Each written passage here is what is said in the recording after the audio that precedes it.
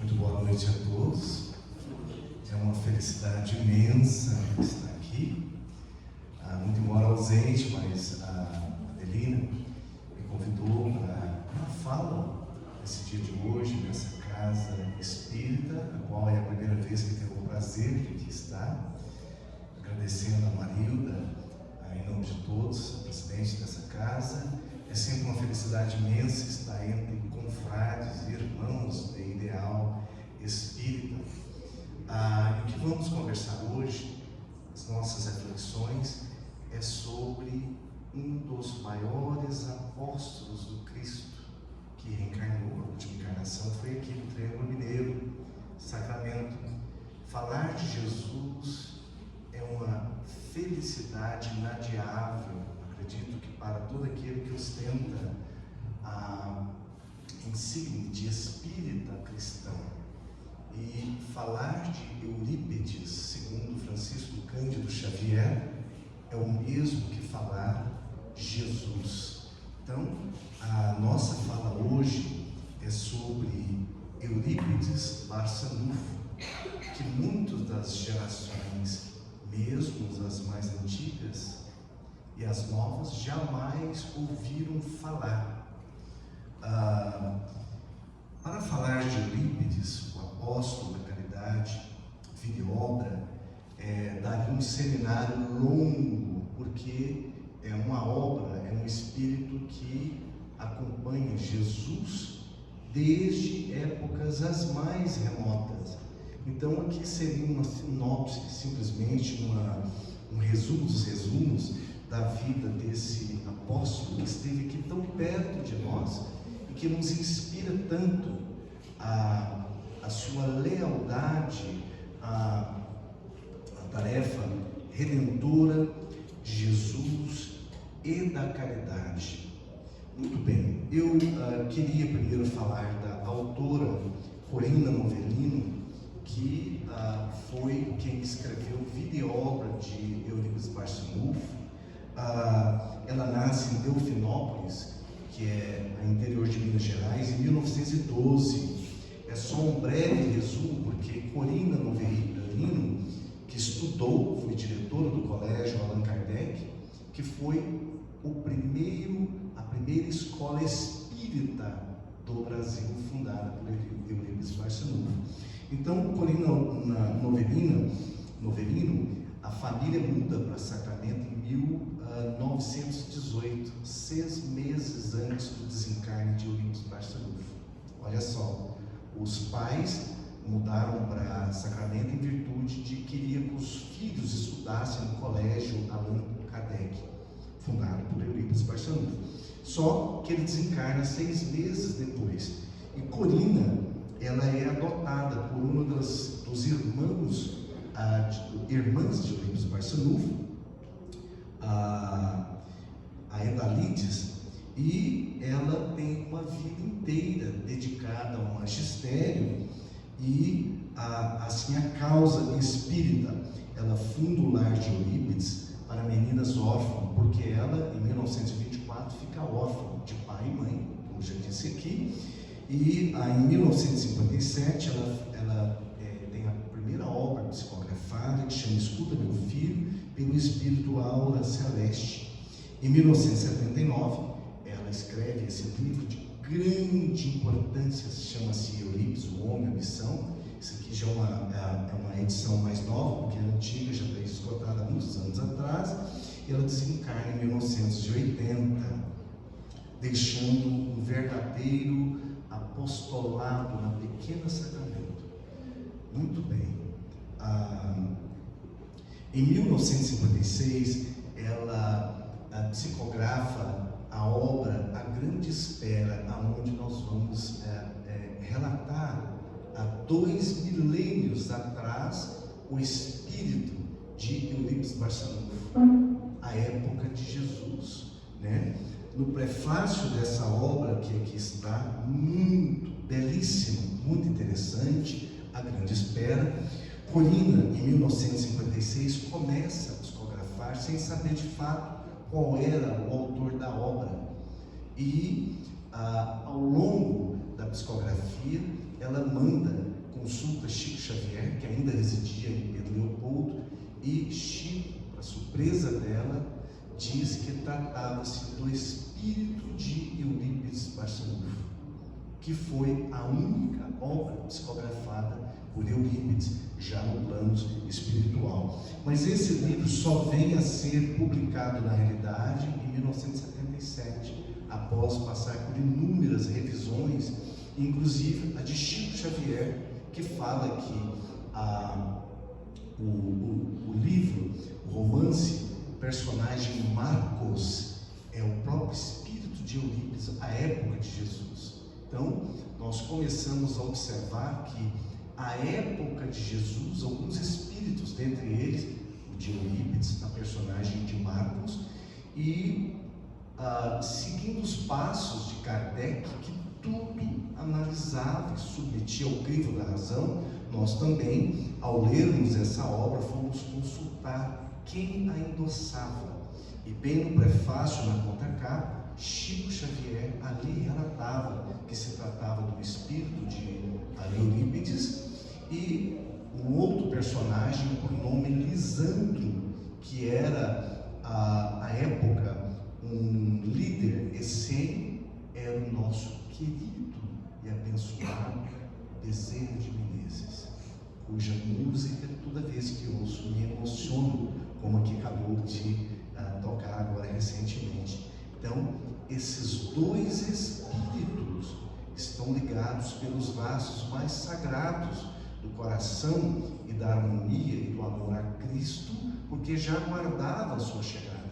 E mais outro personagem que reencarna no Brasil agora, que chamava Josafá, que é um dos personagens, que trata-se de Canibar Chico, outro grande espírito que reencarna no começo do século XIX, mais ou menos a época da última encarnação de Eurípides. Muito bem, então esses personagens têm contato com Jesus adolescente durante uma grande epidemia que ocorre no norte da Judéia, segundo o relato do próprio espírito de Eurípides. O adolescente Jesus comparece a essa comunidade e, durante essa febre maligna que dizima centenas de pessoas, e o adolescente Jesus tem contato com os essênios. Por isso que diz o dito que Jesus foi aprender com os essênios. Imagina o governador espiritual do orbe da terra ir aprender com uma seita judaica de alto teor espiritual, mas Jesus aqui nada veio aprender, veio aqui para nos ensinar uma nova aliança, através do seu evangelho, que haveria de mudar os tempos, porque após Jesus nós temos uma nova ordem no mundo, antes e após ele vir aqui estar conosco, exatamente nessa época. Então, Marcos, o espírito que é de Eurípides, Jesus ordena a essa comunidade que tinha Lisandro, o nosso querido benfeitor Bezerra, como líder, que a partir de então eles deveriam empreender uma nova aliança e que aquele rigor da seita essênica deveria, a partir de então, mudar para acomodar o evangelho que estava nascendo em breve. Jesus contava, segundo os relatos, aproximadamente 14, 15 anos de idade, e esses líderes essênios, Lisandro já numa idade muito avançada, e Marcos, um jovem já à época de aproximadamente 16, 17 anos, obedecendo a essa ordenação de Jesus, partem para Jerusalém. E ali Marcos e esses essênios começam a falar do Messias, que já estava reencarnado na terra, e obviamente foi perseguido pelos que estavam aguardando o Messias, que eram os judeus, a religião judaica de então.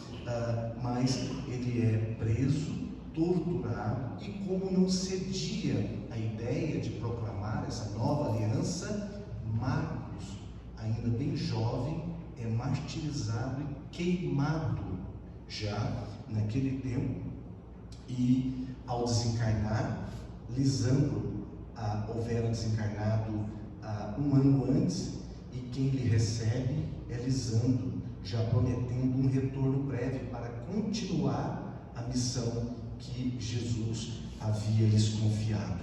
Muito bem, o retorno de ambos espíritos, Lisandro, Bezerra, e nosso Marcos Eurípides mais tarde. Bom,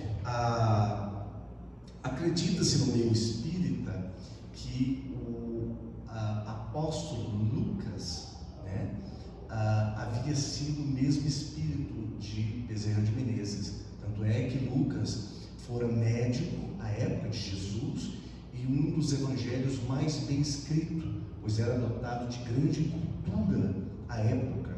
E Lucas foi o apóstolo que esteve com Paulo nos finalmente, quando Paulo, antes de ser martirizado em Roma, Lucas era o único que estava com o apóstolo Paulo. Isso está numa das cartas famosas de Paulo aos Coríntios. Muito bem, e a época de pós a crucificação, vamos aqui recordar João Evangelista, que foi o único dos apóstolos que não padecera de crucificação, foi o único que foi poupado, mas tentaram queimá-lo vivo, como se sabe, como é da história cristã. Mas João é poupado desse flagelo e ele se retira na ilha de Patmos, né? E um de seus discípulos, Inácio de Antioquia, a qual o espírito de Eurípides era pupilo à época de Jesus. Então ele havia sido educado por Inácio, que o substitui nas pregações após o desencarne de Inácio de Antioquia. Então acredita-se que Eurípides tenha tido contato com João Evangelista à época de Jesus, e mais tarde eu vou relatar o porquê disso. Muito bem, então a primeira visita de Chico Xavier em 1954 a Sacramento, quando ele ainda residia em Pedro Leopoldo, o espírito de Emmanuel, olha só, traz essas informações que Chico na realidade desconhecia, que a primeira mensagem que Eurípides Barçanufo recebe, agora já em Sacramento, quando é encarnado, é de ninguém menos que João Evangelista. Olha só que interessante, Chico desconhecia isso, mas a primeira mensagem psicofônica que Eurípides recebe é do espírito de João Evangelista. Muito bem, então Chico relata isso já em 1954. Voltando novamente no tempo, alguém já ouviu falar do romance Ave Cristo, uma psicografia de Emmanuel? Ave Cristo, eis que o espírito de Emmanuel novamente retorna às lides evangélicas. Era um escravo, chamado escravo, lindíssimo esse livro, pessoal, quem tiver a oportunidade que o leia. Novamente esse espírito do Cristo, fiel às lides cristãs, de volta estava aqui na terra novamente na condição de um escravo. Olha só, o escravo Rufo. E novamente ele passa pelo martírio, ele foi martirizado em frente à esposa e às duas filhas pequenas. Olha só que interessante. Por não negar a sua fé e a sua fidelidade a Jesus. Lhe foi oferecido, ele era um escravo muito querido pelos seus patrões ou proprietários, né? Porque o escravo era proprietário de alguém, mas ele recusa a ideia de negar-se cristão nas épocas do Ciro e das perseguições atrozes aos cristãos ou aqueles que professavam a fé cristã. E novamente ele é amarrado na cauda de um potro selvagem e é martirizado, mas antes do seu desencarne, alguém, e a mulher e os filhos ia ser vendido a um desconhecido. Mas antes que ele desencarne, aquele que iria comprar a sua mulher e filhas como escrava, chega e sussurra ao seu ouvido: não desista, eu também sou cristão, e a sua esposa e filhas estarão amparadas por mim. Então a gente observa o socorro do alto, aqueles que eram fiéis a Jesus naqueles tempos tão difíceis, né? E já em 1741, esse espírito agora na Suíça, sob o nome de Johann Caspar Lavater, que era um místico, filósofo e um pastor reformista, novamente pregando o Evangelho. Dessa vez enfrentou diversos desafios, porque a reforma veio a contrapor a igreja, né, que se dizia que dominava aquele tempo, e os absurdos cometidos na Idade Média, e novamente o espírito de Eurípides, agora sobre o nome de Lavater, reencarna nesse tempo e desencarna em 1901, já no começo do século XIX. Ele torna-se amigo de Pestalozzi. Alguém aqui recorda desse nome, Pestalozzi? Pestalozzi, né, o educador que revolucionou o ensino pedagógico a sua época, né, no início do século XIX. E foi Pestalozzi que em 1802 funda em Yverton, na Suíça, o Instituto Pestalozzi, onde o tal de professor Rivail Perizat, esse todos conhecem, né? Nosso querido codificador Allan Kardec, vem estudar e incorpora todas as ideias de amor, fraternidade e libertação do homem pela educação. Gente, olha, isso todas foram ideias revolucionárias à época, trazidas por Pestalozzi, e Lavater torna-se um amigo e confidente de Lavater. Muito bem, funda-se a Sociedade Helvética, que Lavater e Pestalozzi consolidam seus laços de amizade, alimentado pelos ideais de justiça, fraternidade e liberdade, começando ali no auge do iluminismo, aonde culmina com a doutrina que o nosso professor Rivail, o nosso Allan Kardec, já em 57, inaugura a nova era, a nova aliança, o Consolador prometido, né, que é o nosso oportuno espiritismo cristão, que veio com a terceira e grande revelação.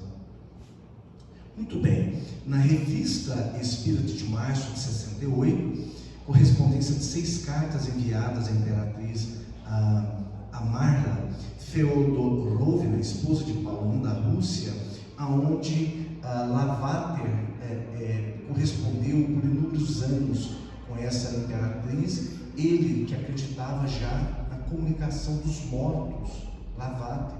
Então Kardec recebe essas cartas e em 1968, em março, ocorre a comunicação do espírito já de Lavater na Sociedade Parisiense, onde Kardec já era o pseudônimo de Allan Kardec, o nosso querido codificador. Muito bem, gente, agora estamos no final do século XIX, já na pequenina Sacramento. Alguém já ouviu falar de Sacramento?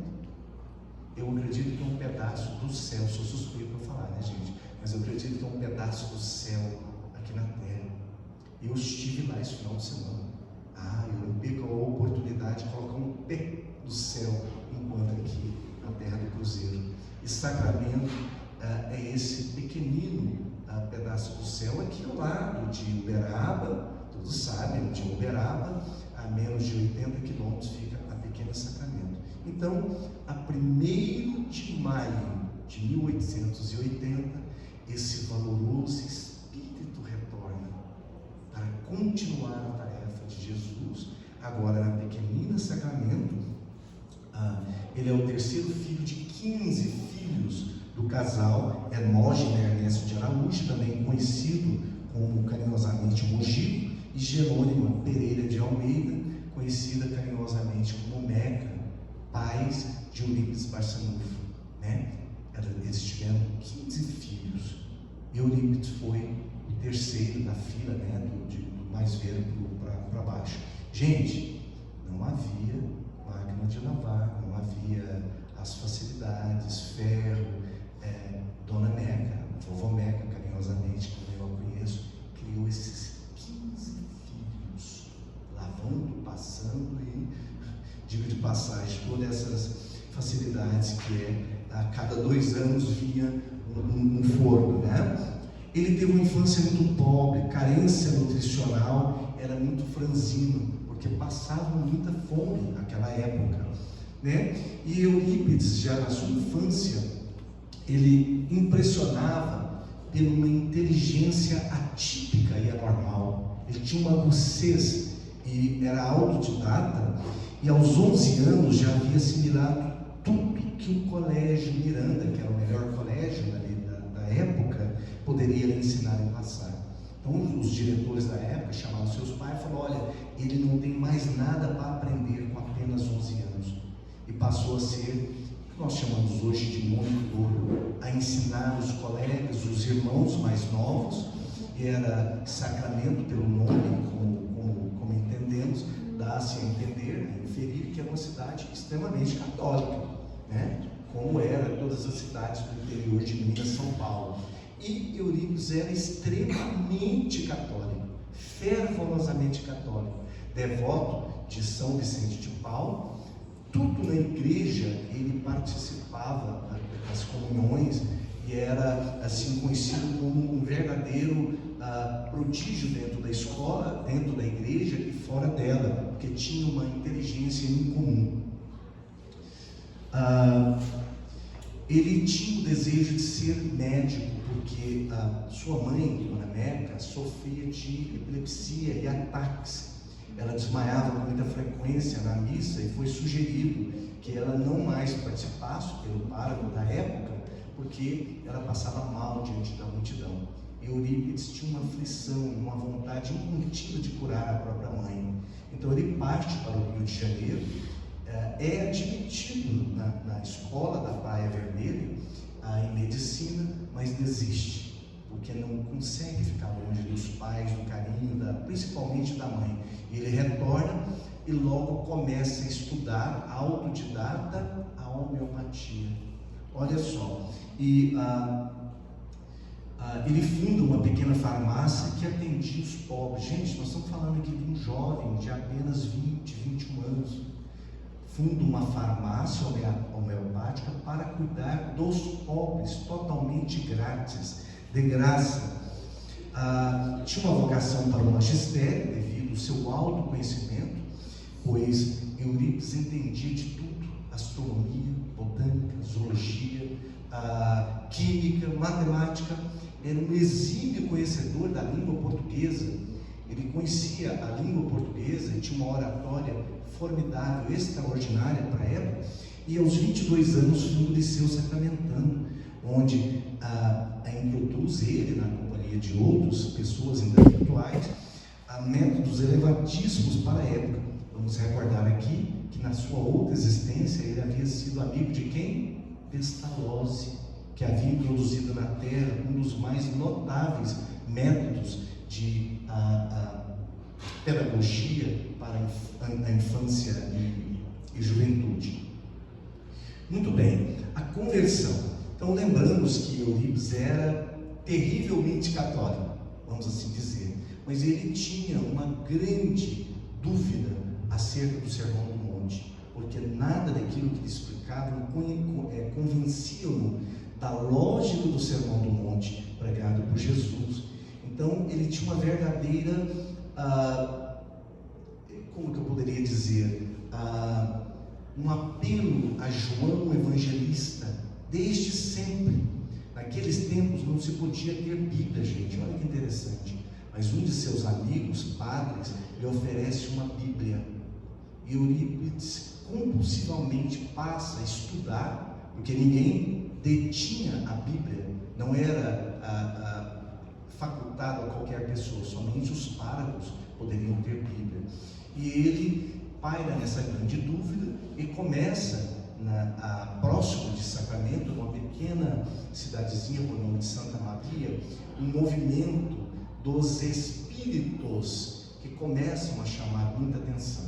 Então, um pequeno movimento espírita começa na cidade de Santa Maria, e ali diziam as boas línguas que os mortos se comunicavam com os vivos, né? E Eurípides, muito católico, né? Então surgiam barulhos e fenômenos, e muito logo um dos tios de Eurípides, irmão de Dona Meca, torna-se espírita, médium, tio Simão Mariano, e se hospedava com frequência na casa de sua irmã Dona Meca.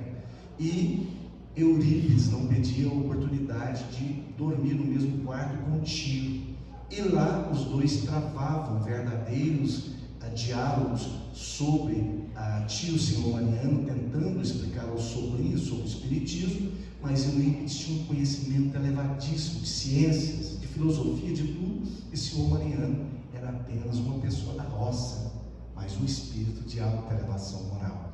Então, um belo dia, Senhor Mariano, por inspiração da espiritualidade, traz um pequeno livro, porque não tinha condição de explicar ao seu sobrinho a lógica da doutrina dos espíritos. Muito bem, e ele entrega para o sobrinho, em altas noites, um pequeno livro intitulado Depois da Morte. Alguém já ouviu falar desse livro? Do filósofo Leon Denis, né? E com 334 páginas, que Eurípides passa a ler do prefácio à última capa na noite que se passou, na noite inteira. Amanheceu o dia e Eurípides leu toda a obra de Denis. Sai pela manhã, ele queria refugiar-se em um dos arredores de Sacramento, e ali ele fica parte da manhã meditando. Ele fala: não acredito que eu li nessa obra, isso é a mais pura verdade. Mas guardava ainda, nós temos aqui um jovem de aproximadamente 22 anos, quanta dúvida de tudo aquilo que ele foi ensinado ao longo de sua infância e juventude pela doutrina católica, que ele é extremamente fiel. Mas, em alguns dias, ele diz à sua mãe, Dona Meca, que ele iria sair para uma pequena viagem e parte na companhia de um amigo, só voltaria no outro dia. E não conta a ninguém e resolve participar de uma sessão espírita nesse centro recém-fundado em Santa Maria. Então, essa reunião se dava depois do almoço, por volta das 14 horas. Ele, na companhia desse amigo, vão até Santa Maria. Ali chegando, a reunião estava começando e o centro estava lotado, não havia nenhum lugar. E ele entra respeitosamente e alguém levanta e o chama para a frente. Tinha apenas 2 lugares, parece que ele reservava. Ninguém o sabia que ele estava indo, né? Naquela época todo mundo se locomovia a cavalo. Muito bem, ali sentado, a reunião se dá início, e havia um médium por nome Aristides, analfabeto de pai e mãe, segundo o livro de Orina Novelino. E começou ali uma sessão mediúnica, e Eurípides, mentalmente, diz que se tudo aquilo fosse verdade, que João Evangelista se manifestasse através de comunicasse, porque ele ainda tinha grande dúvida a respeito dessas manifestações espíritas. E, para sua surpresa, ao final desse transe mediúnico, Aristides, que era analfabeto, não sabia ler nem escrever, levanta e Eurípides ouve a mais extraordinária dissertação sobre o Sermão do Monte, de um homem analfabeto, que ele conhecia, era uma pessoa muito boa, mas não sabia ler nem escrever. Muito bem, ao final da mensagem, o Espírito se manifesta, João, o Evangelista. Então, Eurípides retorna para Sacramento, desta vez convencido de que tratava-se de algo totalmente verdadeiro. Retorna mais algumas vezes, e ali naquele pequeno centro que ainda existe, eu conheço, e indico para todos conhecer Santa Maria. É lindíssimo, é o céu mais lindo que eu já vi, porque é uma fazenda, não tem as claridades, e observa-se as estrelas como se nunca vê numa cidade grande. Eurípides retorna algumas vezes e ali manifesta Bezerra de Menezes, ali manifesta-se João o Evangelista, ali manifesta-se Vicente de Paula, que finalmente revela-se o seu guia, o seu protetor. E Eurípides, antes desses fatos, tinha em Sacramento, ele era presidente da Sociedade Vicentina, Vicente de Paula, ainda sob a denominação católica. E o espírito de Vicente de Paula pede a Eurípides que abandone essa instituição que na realidade não representava a verdadeira caridade como ele houvera praticado aqui na terra. Eurípides retorna e torna-se espírito. E lhe é dito ali naquela reunião que ele enfrentaria um mar de espinhos, como se deu, né? Ele que era extremamente respeitado, aos 20 e poucos anos, um professor respeitadíssimo no meio intelectual, ele começa a colher as pedradas e os agulhos dessa sua conversão. Nem a própria família aceita o fato e se torna todos contra Eurípides, que tem que mudar de casa. Ele muda-se para uma pequena vivenda e fica aproximadamente um ano, um sofrimento muito grande, porque até a família não podia compreender essa sua defeição daquilo que foi criado. Muito bem, gente. Em 1904, Eurípides funda, não sei se alguém aqui conhece, o culto do Evangelho no lar, realizado às 9h da manhã, fundado por ele em janeiro, bem no começo de 1904, diariamente, ininterruptamente, até os dias atuais. Né? Vocês poderiam falar, mas como assim? Ele já desencarnou há tantos anos? Sim, Eurípides desencarna em 1918, dia de finados, 1º de novembro, mas esse culto, a terceira hora da Palestina, que corresponde ao horário no cenáculo onde os discípulos reuniam com Jesus, a hora do Pentecostes. Então, Eurípides sozinho durante um ano fazia esse culto todos os dias, 9h da manhã. Depois, quando ele volta para a casa materna, os familiares todos, começando por sua mãe, tornam-se espíritas, e esse culto, depois do seu desencarne, ele é realizado por sua mãe, Dona Neca, e quando ela desencarna, já no começo dos anos 50, por uma de suas filhas, a Edalides, também conhecida como Sinhazinha, que é a mãe de Eigorina Cunha, de Nizinha, e ainda encarnada, Ionete, que eu tive a felicidade de falar hoje com ela. Vai fazer 92 anos, a última das filhas de Sinhazinha. Então, esse culto, gente, nem na pandemia deixou de ocorrer. Claro, né, eu já tive a felicidade, a oportunidade de participar do mesmo inúmeras vezes. Eu, durante 16 anos, morei fora do Brasil, mas todas as vezes que vinha no Brasil, eu ia a Sacramento, carregar as 20 baterias. E convivi com a Eigorina Cunha durante muitos anos, que é essa sobrinha neta, que deu continuidade, e a Eigorina Cunha consegue, já nos anos 60 e 70, através do empréstimo, transportar o quarto de Eurípides para essa chácara, aonde é realizado até os dias atuais o culto das 9 de Eurípides da São Luís. É um verdadeiro pedaço do céu aqui na terra. Eigorina desencarna, eu acredito que menos de 10 anos e pouco, e ela é autora de diversos 3 livros, Força da Mente e um desdobramento sobre o nosso lar, tudo sobre a ótica de Francisco Cândido Xavier, com quem Eigorina tinha um contato muito íntimo, Chico já em Uberaba. Né? A irmã Nizinha, que era a irmã mais nova de que ela também, a tia Nizinha, que participaram ativamente da atividade do culto e outras atividades, enxoval de Eurípides e várias outras atividades fraternas nos arredores de Sacramento e além. Egonina funda também o Hospital Bezerra de Menezes, exatamente na fazenda que Eurípides foi conhecer o Espiritismo, que está lá, é uma obra gigantesca que pudesse estudar astronomia e dar assistência a crianças com defeitos, com dificuldades, principalmente paraplégicas, tetraplégicas, que Egorina veio com pólio. Ela teve pólio aos 2 anos de idade e passou grande parte de sua vida trabalhando a sua mente, o seu espírito, e com o sonho de caminhar livre de muletas, e ela veio a realizar isso já no final de sua vida. Por isso ela escreve Força da Mente. Muito bem, gente. Então, em janeiro de 1905, outro fato extremamente relevante.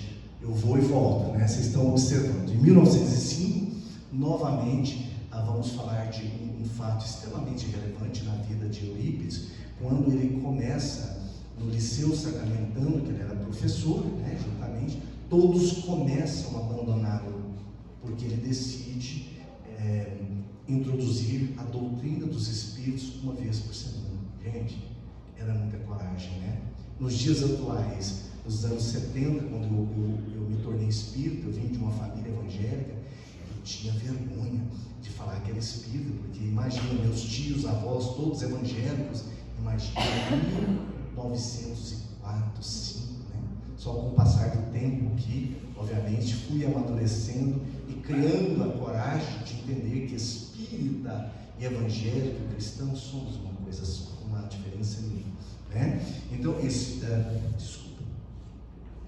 Então, em 1905, no final de 1904, Eurípides vai sendo abandonado, porque os professores demandam, os pais ameaçam a tirar os filhos se ele continuasse a pregar o Espiritismo, e ele fala que tirem, eu não deixarei de pregar a verdade, né? Eurípides tinha uma frase muito linda que está lá no busto dele em Sacramento, que chama: poderoso é o sol da verdade. Que frase maravilhosa que dá para a gente pensar a vida inteira. Poderoso é o sol da verdade, né? E em busca da verdade, ele manteve-se fiel desde épocas as mais remotas, entregou a própria vida em holocausto N vezes por amor a Jesus, e não era agora que ele iria renegar o Evangelho do Cristo. Bom, assim ele faz até estar completamente sós, e num dia, ele muito triste, só, abandonado por todos, ele começa a chorar e a orar fervorosamente. Quando ele percebe a aproximação, já tinha as faculdades mediúnicas desenvolvidas, Eurípides teve todas as mediunidades conhecidas, possíveis e imagináveis, todas elas, a cura, transporte à distância, curava, ele deslocava o seu espírito, ia à distância curar pessoas grávidas, gestantes que passavam por momentos difíceis, desenvolve, acredite-se, em 1904, a farmácia que lhe deu projeção em todo o Brasil, com o espírito de quem? De novo, gente, Bezerra de Menezes, que agora na condição de espírito, né, lhe torna o fiel escudeiro em nome do Cristo. Então, Eurípides, naquele momento de muita tristeza e angústia, coloca-se a chorar e a orar. Ele sente a aproximação de um espírito de escola que passa a lhe dominar a mão, e ele resiste ao perceber a grandeza desse espírito, solta o braço, mas uma força incontrolável lhe toma as mãos, e mecanicamente, sob a influência desse espírito, ele começa a escrever. Mais ou menos assim: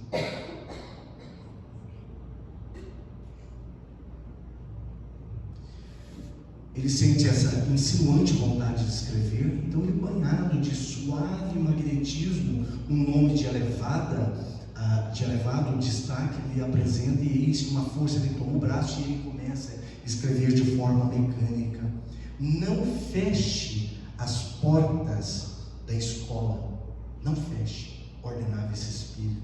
Apague da tabuleta o nome Liceu Sacramentano, que é os requisitos da vaidade do orgulho humano. Escreva nessa tabuleta Colégio Allan Kardec e ensine o Evangelho de meu filho às quartas-feiras.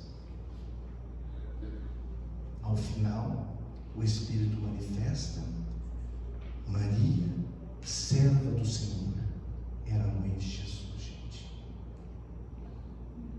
Todos os Espíritos conhecidos da Bíblia, do Velho, do Novo Testamento, né?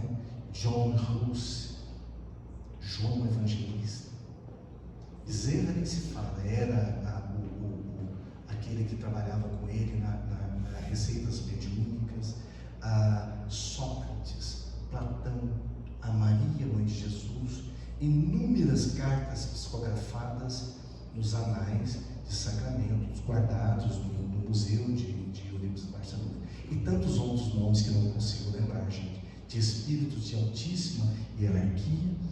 E para encerrar, porque esse assunto ele não se encerra, ele daria um seminário, mas eu sei que temos horário.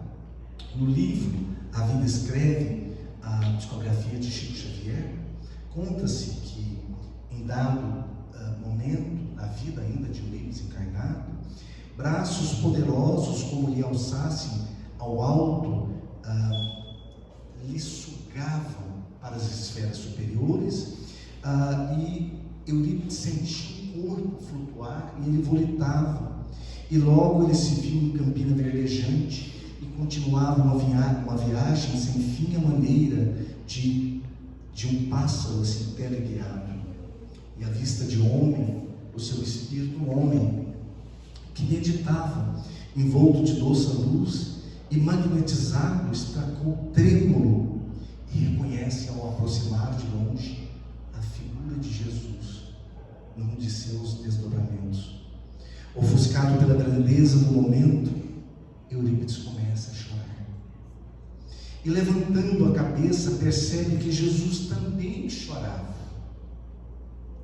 E seu espírito transpassado de dor por ver aquela cena e por ver o pranto, ele deseja fazer algo para reconfortar o amigo de sobrinho. Então, Eurípides enche de coragem e dirige a Jesus a seguinte frase: Senhor, mas por que choras? O interpelado não lhe responde. Jesus de pronto não lhe responde e novamente indaga: mas por que choras?